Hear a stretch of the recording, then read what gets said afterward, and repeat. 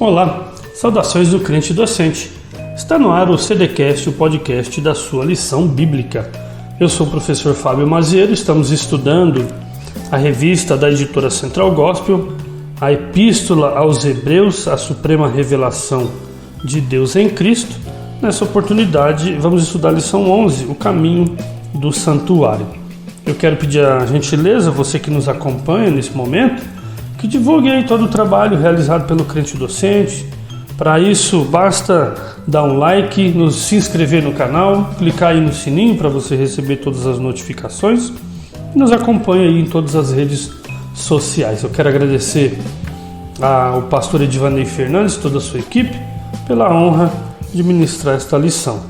Nós temos como texto básico bíblico da lição Hebreus capítulo 10, do verso 9 ao 12, verso 14, verso 19, do 22 ao 25, e o texto áureo encontra-se no capítulo 10 de Hebreus, o verso 1. A Bíblia diz assim: porque, tendo a lei a sombra dos bem futuros, e não a imagem exata das coisas, nunca, pelos mesmos sacrifícios que continuamente se oferece cada ano, pôde aperfeiçoar os que a eles se chegam. O objetivo da lição é descrever uma forma ou a forma como o antigo pacto foi substituído pelo novo, os privilégios e responsabilidades dos cristãos no novo pacto e valorizar o sacrifício perfeito de Cristo. O pastor Gesiel Gomes, grande homem de Deus, é quem escreve as lições dessa revista. O sacrifício no Antigo Testamento nunca pôde tirar os pecados. O sacrifício de Jesus foi único. Esse sim tira todo o pecado do mundo. A oferta que Jesus faz, ou a oferta que Deus faz entregando o seu Filho, pôde nos proporcionar a entrada no Santo dos Santos, né, no santuário. O escritor de Hebreus, ele está concluindo sua argumentação sobre o sacerdócio do sacrifício de Cristo, quando ele entra no capítulo 10, aqui no verso 1 até o 18, para lembrar e reforçar, até concluir todos os argumentos referentes à eficiência expiatória de Jesus Cristo. Ele vai destacar inúmeros privilégios desfrutados pelos crentes, principalmente o acesso direto à presença de Deus, com a mediação de Jesus, mas o autor também vai chamar a nossa atenção para as responsabilidades que temos que derivam dessa expiação que Jesus faz. A lei mosaica, ela não exigia uma perfeição, mas presumia um relacionamento que houvesse provisões para o arrependimento e perdão.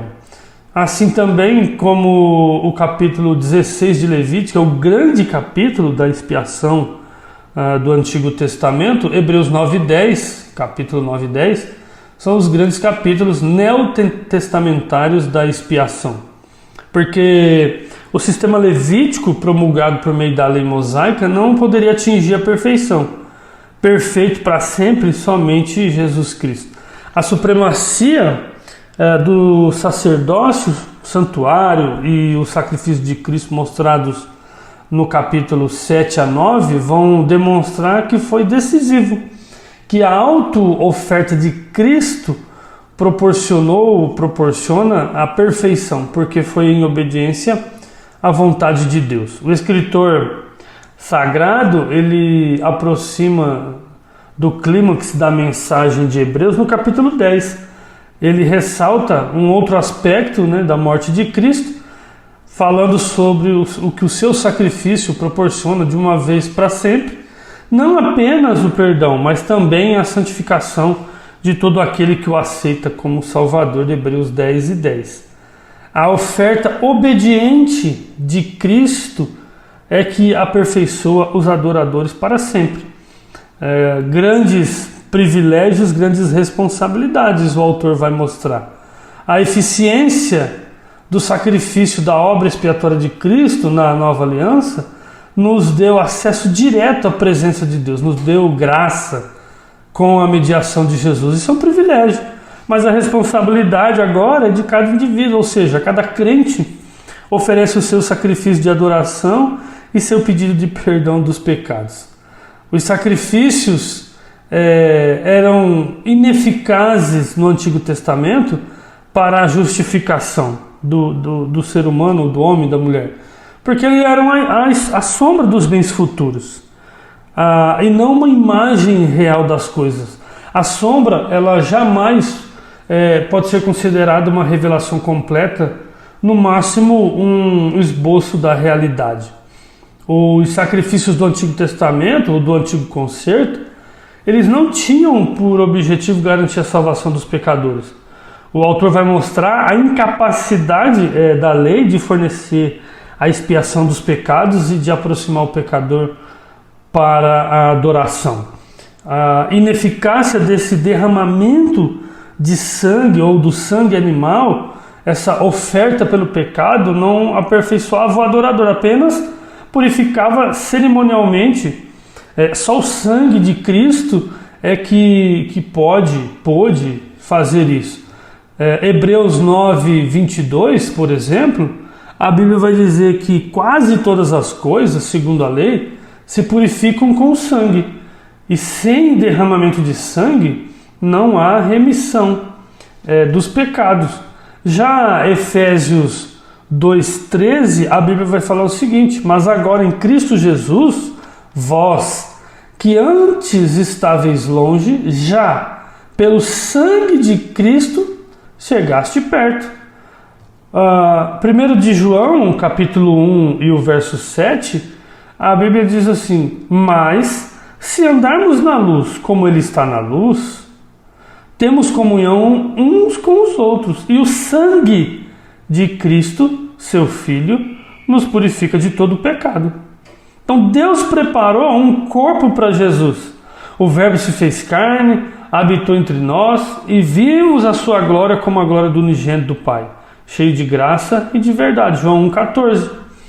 A teologia aqui, baseado nesse texto e outros, é óbvio, vai nos mostrar uma matéria que é a kenosis, a encarnação de Cristo, que é o ato de se esvaziar de si mesmo, sem perder a própria identidade. Se você pegar a sua Bíblia no livro de Filipenses, por exemplo, nós vamos entender todo esse processo que Jesus faz para que pudesse viver ou para que pudesse pagar o preço em nosso lugar. Por exemplo, Filipenses, o capítulo 2, do 5 ao 8, a Bíblia vai dizer: de sorte que haja em vós o mesmo sentimento que houve também em Jesus Cristo, que sendo em forma de Deus, não teve por usurpação ser igual a Deus, mas esvaziou-se a si mesmo, tomando a forma de servo, fazendo-se semelhante aos homens, e achando na forma de homem, humilhou-se a si mesmo, sendo obediente até a morte, e morte de cruz. Então nós podemos ver o que Jesus faz, todo esse sacrifício, para que nós pudéssemos obter o privilégio de adentrar o Santo dos Santos, para que nós pudéssemos obter a salvação. Com uma única oferta, Jesus vai realizar a obra da redenção. Hebreus 10, 14. Jesus nos purificou com o seu sangue, sendo o ofertante e a oferta como sacerdote e ovelha muda ao mesmo tempo. Depois de nos purificar, ele assentou-se à direita de Deus. Hebreus 1 e 3 vai registrar isso. Então nós podemos entender que a ineficácia do derramamento do sangue animal no Antigo Testamento, ela vai nos mostrar grandes coisas, porque nós podemos entender que quando Jesus se coloca em nosso lugar, nós temos o privilégio de poder acessar a Deus diretamente, sem ter intermediário nesse processo. Até Flávio Joséfo, o autor da obra História dos Hebreus, ele relata nessa questão da ineficácia do derramamento do sangue animal, que eram mortos uma quantidade enorme de animais para os sacrifícios. Especialistas em cultura judaica e na língua hebraica afirmam que em algumas situações, os filhos de Arão, eles se gabavam de ficar cobertos de sangue até o tornozelo. Os sacrifícios de animais, eles eram imperfeitos e jamais poderiam aperfeiçoar alguém, pois somente o sangue de Cristo ou de Jesus é que poderia satisfazer a justiça de Deus. Como Jesus foi o ofertante e a oferta, então foi necessário uma única vez o sacrifício. Por isso que Deus prepara um corpo para Jesus, como a gente falou anteriormente. No Antigo Testamento, eles eram frequentes e repetitivos com o sacrifício de animais. Mas Jesus vem numa única vez, um único sacrifício, para que nós pudéssemos obter e ter o acesso, o privilégio de adorar a Deus no Santíssimo. Os sacrifícios, eles no Antigo Testamento eram um meio para se chegar a um fim maior. Quando nós olhamos para a Bíblia, nós vamos entender isso. Cristo, ele vai e obedece ao Pai, a Deus. O antigo concerto, ele vai ser substituído pelo novo. E óbvio, existe a comparação entre o antigo e o novo concerto. Os sacrifícios, eles ficavam além ou aquém daquilo que Deus desejava do seu povo. Porque o que Deus realmente desejava era a plena obediência e devoção. Mas o povo cumpria a letra, os rituais, os protocolos das cerimônias. Mas o espírito da lei, ou seja, não praticavam de coração. Quando Cristo obedece a Deus, ele vai cumprir todo o cronograma e as funções que o Pai determinou para salvar o homem da perdição eterna. Por exemplo, como profeta, ele vai revelar a vontade do Pai. Como rei, ele vai ordenar as leis celestiais. E como sacerdote, para cumprir toda a justiça. Filipenses 2,8, a Bíblia diz: e achando na forma de homem, humilhou-se a si mesmo, sendo obediente até a morte, e morte de cruz. Então o antigo concerto vai ser substituído pelo novo, porque Jesus vai fazer esse processo. Retira-se o primeiro sacerdócio e estabelece o segundo. Hebreus capítulo 10, o verso 9, a parte B.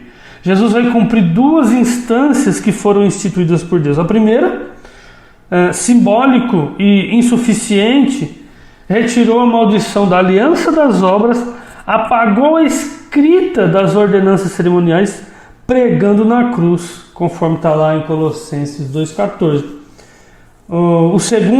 A segunda instância que Jesus vai cumprir é o grandioso alvo, no qual o coração de Deus está fixado desde a eternidade.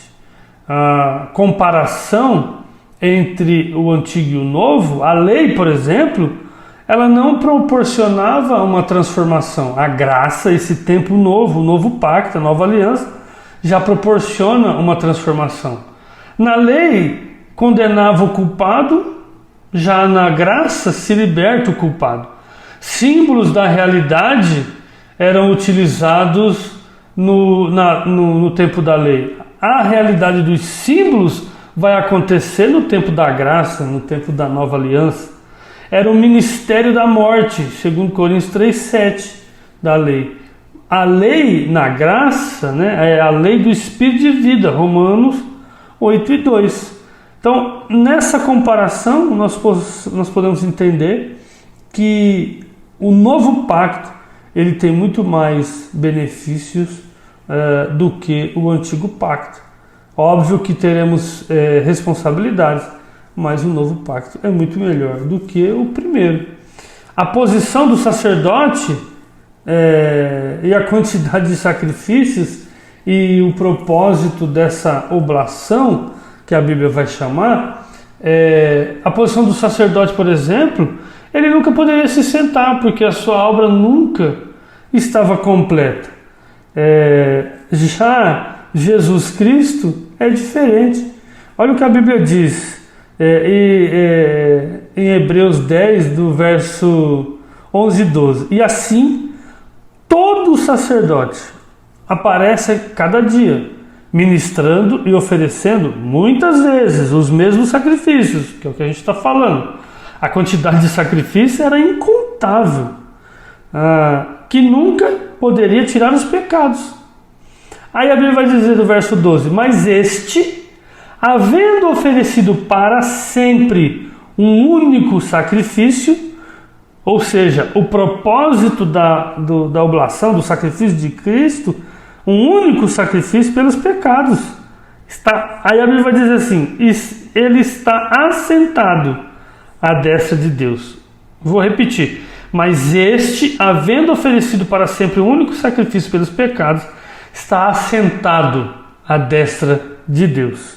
O sacerdote não poderia se assentar, porque a obra nunca estava completa.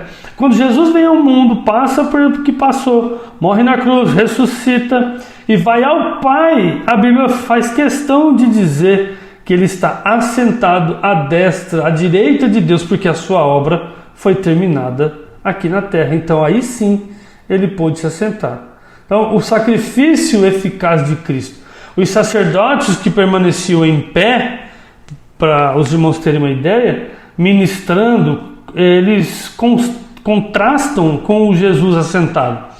Esta é uma figura viva de uma obra nunca acabada, em comparação com uma obra plenamente terminada para sempre. Você vai ver Hebreus no capítulo 10, que é o que nós estamos estudando, no verso 11.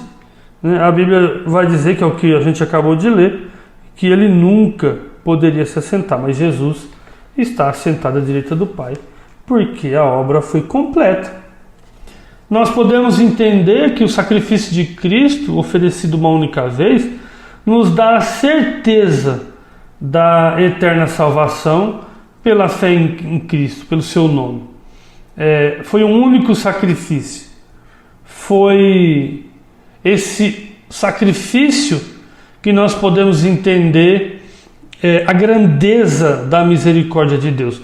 Para você ter uma ideia, havia uma festa chamada Yom Kippur, o dia do perdão, o dia da expiação. Ela servia como uma lembrança dos pecados do povo, para que eles pudessem ser expiados. O dia do perdão de Jesus é já.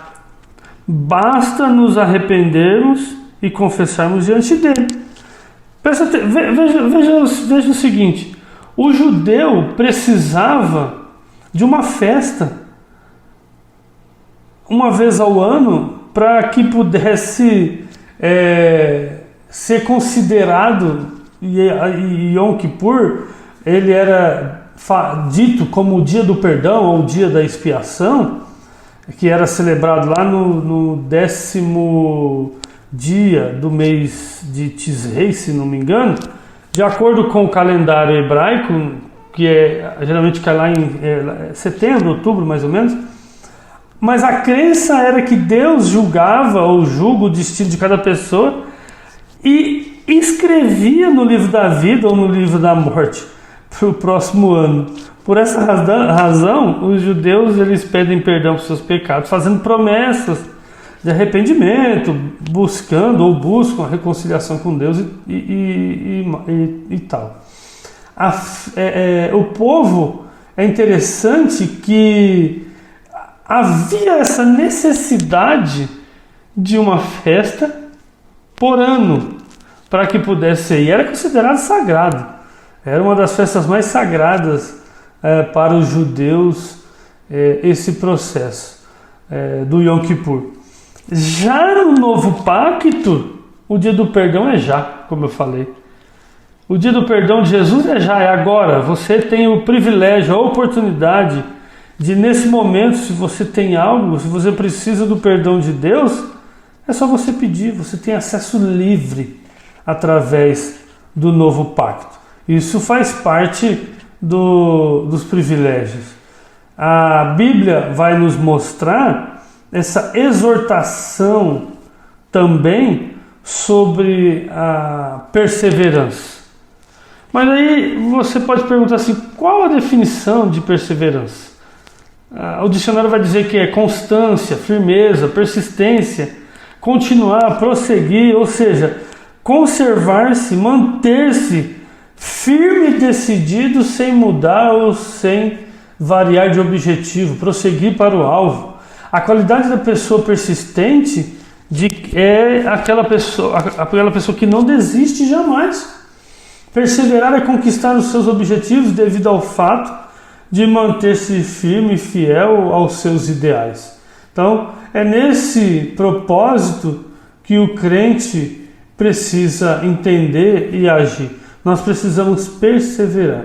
Nós precisamos estar diante de Deus. Nós precisamos estar sempre buscando a sua face. Quando a Bíblia vai mostrar aí os privilégios que nós temos, é muito gratificante.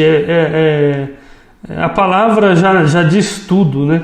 É um privilégio enorme fazer parte de todo esse processo divino, de toda essa expiação que Jesus faz para que nós pudéssemos ter acesso ao Santo do Santo, um acesso direto ao Deus Todo-Poderoso. O sacrifício que Jesus faz nos garante a entrada no santuário de Deus. Entrar no lugar santíssimo é um privilégio.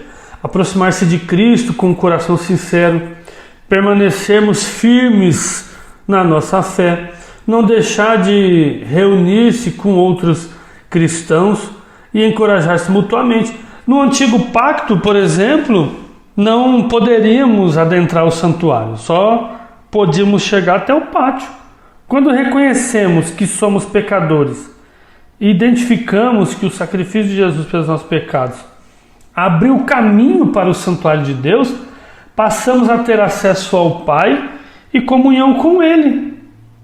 O rasgar da carne de Jesus como oferta pelo pecado não era o fim, porque Ele ressuscitou e ascendeu à destra do Pai, onde vive sempre, para interceder por nós. Hebreus 7:25.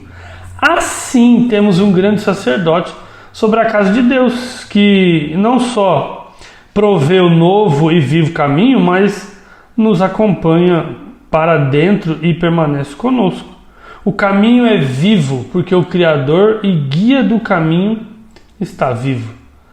Nós podemos entender algumas coisas, porque quando nós falamos sobre os privilégios que o ato de Jesus nos dá, nós podemos entender o seguinte, porque com isso nós fomos regenerados. Nós vivíamos uma vida de pecado, mas agora com o sacrifício de Cristo, que substitui todos os outros sacrifícios de animais que na época do Antigo Testamento, da Antiga Aliança, do Antigo Pacto eram efetuados, agora não. Nós podemos ter essa regeneração, essa mudança interna, essa santificação. Então nós precisamos entender que Deus coloca Jesus nesse processo para que nós pudéssemos ser regenerados, para que a humanidade pudesse ser regenerada de uma forma correta e completa. Com isso, nós temos a adoração. A adoração da Antiga Aliança, ela era imperfeita, porque poucos tinham acesso. Agora não. Agora todos nós temos acesso à adoração. Basta você querer. Está em suas mãos essa dádiva, esse momento de adorar a Deus. Uma outra coisa que nos permite, com a regeneração e esse acesso livre à adoração, vai nos proporcionar uma comunhão cada vez maior com Cristo. Porque o conceito de igreja como corpo vivo de Cristo vai aparecer no pensamento do autor aqui de Hebreus. Então a existência da igreja ela vai se tornar possível depois do Calvário. Então a nossa comunhão com Deus ela é real. Então isso é um privilégio para as nossas vidas. Até porque sem comunhão nós não podemos viver. Sem estarmos congregados uns com os outros, não haveria igreja. Ninguém consegue ser um crente isolado, ser um crente sozinho. Hoje tem o fenômeno aí dos desigrejados. Não existe isso. Você não pode viver longe do corpo de Cristo, você é um membro do corpo de Cristo. Então, por isso, é necessário que estejamos vivendo em comunhão. É por isso que nós vamos entender que, além dos privilégios que nós temos de ter esse acesso pessoal a Deus por meio de Cristo, e crescermos na fé e vencermos as nossas dúvidas, os nossos questionamentos e nos aprofundarmos cada vez mais nessa relação com Deus através da comunhão, nós podemos desfrutar também com os demais irmãos desse processo de koinonia, onde podemos estarmos juntos adorando. Agora, uma coisa é fato: apesar de termos todos esses privilégios, nós temos as responsabilidades, ou seja, é eu quem preciso vigiar. O cristão genuíno, ele pode até decair da graça, mas nós precisamos estar com algo em mente. A vigilância é minha, ela é pessoal. Eu preciso entender esse processo, essa minha responsabilidade em estar vigiando tudo aquilo que acontece à minha volta. Com isso, a minha confiança precisa ser demonstrada, ou seja, se eu tenho os privilégios que a expiação de Cristo me proporciona, o novo pacto nos proporciona, mas a confiança é tudo, né? A Bíblia vai dizer que sem fé é impossível agradar a Deus. Então, é necessário que tenhamos confiança no Cristo que morreu na cruz em nosso lugar. E, obviamente, precisamos perseverar, como a gente leu, como foi falado. A perseverança, ela vai nos mostrar, nos demonstrar que nós precisamos ter paciência. É necessário paciência. Jesus vem, isso é uma verdade. Estaremos com Ele na glória. Mas é necessário que o cristão, o crente, possa observar essas coisas. Então, com grandes, vou repetir a frase lá do começo, com grandes privilégios, grandes responsabilidades. Cristo tornou possível que a antiga aliança, né, era apenas uma promessa. Agora, o cristão, todavia, não deve acomodar-se e nem tampouco negligenciar a nova aliança, abusando da graça de Deus. Não existe essa conversa de hipergraça e tudo mais. Jesus é amor, Jesus é amor. Jesus é amor realmente, mas nós temos as nossas responsabilidades. Então, em vez disso, nós devemos demonstrar vigilância e perseverança em caminhar com Cristo. A comparação detalhada que o autor aos Hebreus fez ou faz entre os dois pactos, a antiga e a nova aliança, serviu para mostrar a superioridade da última. Jesus se ofereceu em sacrifício para que não houvesse mais a necessidade de outra oferta para trazer a salvação ao homem. Concluindo, a gente pode entender o seguinte: eu até coloquei aqui, anotei uma frase: se o véu foi rasgado e temos o acesso privilegiado ao Santíssimo, por que não vir ao culto? É a pergunta de reflexão que eu deixo aqui na conclusão da lição. Vou repetir: se o véu foi rasgado e temos acesso privilegiado ao Santíssimo, por que não vir ao culto? Por que eu vou ficar em casa? É claro, eu quero aqui abrir um parêntese, porque existem as exceções. A pessoa que talvez esteja enferma, passando algum processo, e aí ele está de casa e não é possível chegar ao templo. Mas você, eu, nós, que temos essa condição, por que não vir ao culto? Jesus morreu na cruz em nosso lugar. O véu se rasgou de alto a baixo. Por isso nós temos o privilégio de adentrar o Santíssimo. E por que eu não venho? Por que eu não vou? Isso é um momento de reflexão, para que nós possamos entender que temos o privilégio de entrar diante da presença do Deus Todo-Poderoso através de Jesus Cristo dentro do santuário, no Santíssimo, e que nós possamos sempre estar presente. Eu quero aqui agradecer você que teve a paciência de nos ouvir até agora, que tenha sido edificante para a tua vida essa lição, esse momento em que passamos juntos.